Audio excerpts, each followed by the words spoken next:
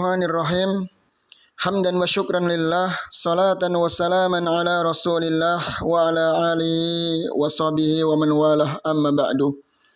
Allahumma inni as'aluka ilman nafi'an wa rizqan thayyiban wa amalan mutaqabbalan.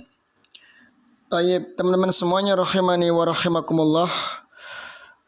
Insyaallah taala kita akan melanjutkan pelajaran dari kitab Al-Mukhtarat, yakni Qawaidul Lughah Al-Arabiyyah yang dulu pernah kita bahas sebelumnya. Taib, sekarang kita memasuki pada halaman yang kelima. Bisa dilihat halaman yang kelima. Di sini penulis mengatakan al-babus tsani, bab yang kedua. Al-ismu min haitsu qawaidus sarfi. Isim ditinjau dari kaidah-kaidah sharaf.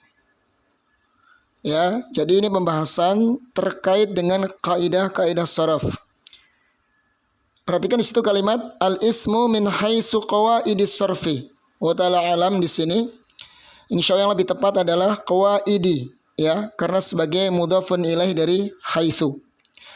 Taib, adapun bisa dikatakan qawaidu dibaca marfu apabila haitsu ini bimakna aina. Seperti kalimat nazaltu aina, nazaltu haitsu nazalal ma, ya.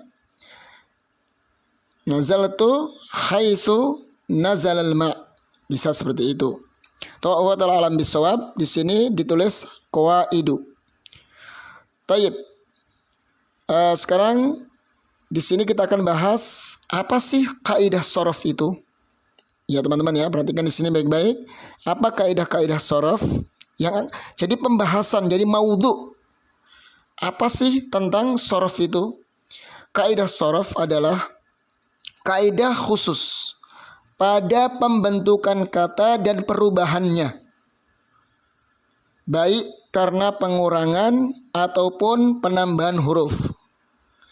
Jadi pembahasan sharaf itu hanya terkait dengan pembentukan kata. Seperti kita ingin membentuk kalimat atau kata fi'il amar. Bagaimana sih jadinya cara membuatnya, cara membentuknya? Ingin membuat fi'il mudhari', bagaimana cara membuatnya? Ingin membuat fi'il madhi, ingin membuat isim fa'il, isim maf'ul, isim zaman, isim makan.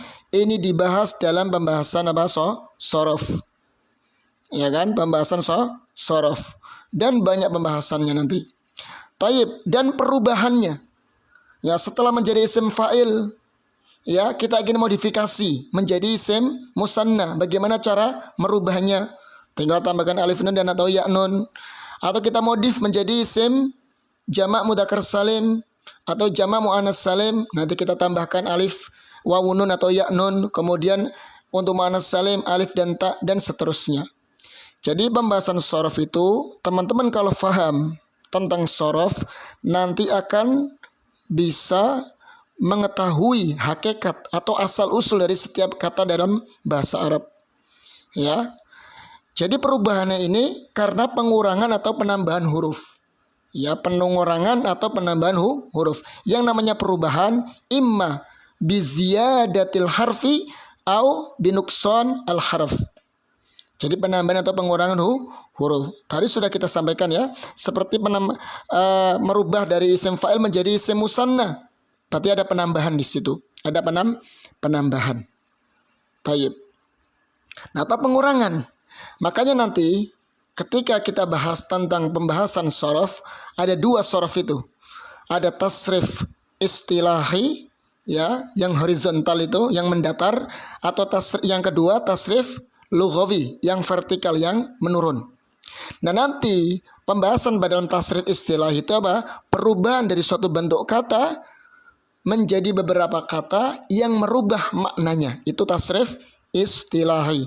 Adapun tasrif lughawi adalah perubahan pembentukan suatu kata menjadi kata yang lain dan merubah subjek, ya, pelaku dari kata tersebut, pelaku daripada kata kerja tersebut, atau subobjeknya atau maf'ul bihnya. Insya Allah kita akan bahas nanti khusus pembahasan tasrif. Tayyib, di sini kata penulis kebanyakan kata tersusun dari 3 huruf. 3 huruf teman-teman ya, ingat kata kebanyakan tersusun dari 3 huruf. Kata bahasa Arab. Tidak menutup kemungkinan di sana ada rubai ya yang 4 huruf atau khumasi. Namun kebanyakan ini ya, kebanyakan al-aksar ya, kebanyakan itu ada 3 huruf. Kemudian diikutkan wazan fa'ala. Kenapa penulis di sini enggak mengharokati? Di sini ada maksud tertentu karena ada beberapa wazan dari kalimat fa'ala itu, ada bisa fa'ala, fa'ila atau fa'ulat. Kita lihat contohnya.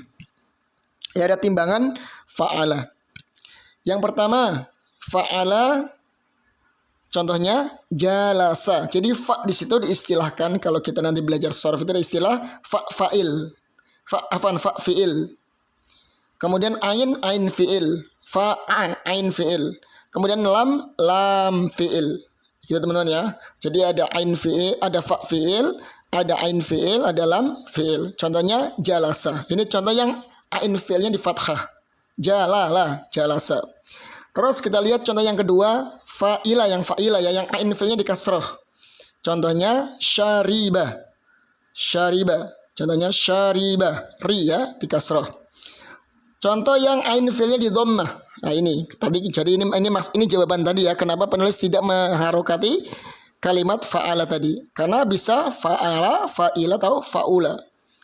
Karuma, ro-nya di dhammah tuh, karuma, atau ain fi'ilnya di dhammah. Fa fi'il, ain fi'il dan lam fi'il. Karuma. Terus contoh yang selanjutnya fa'ala, contohnya dakko. Jadi dakko ini aslinya dakoko. Biasanya dakoko, kemudian apa? Di sukun qaf yang pertama kemudian diidghamkan jadi daqqa. Idza tajanasa harfani mutaharrikani ya, maka sukinatil ula.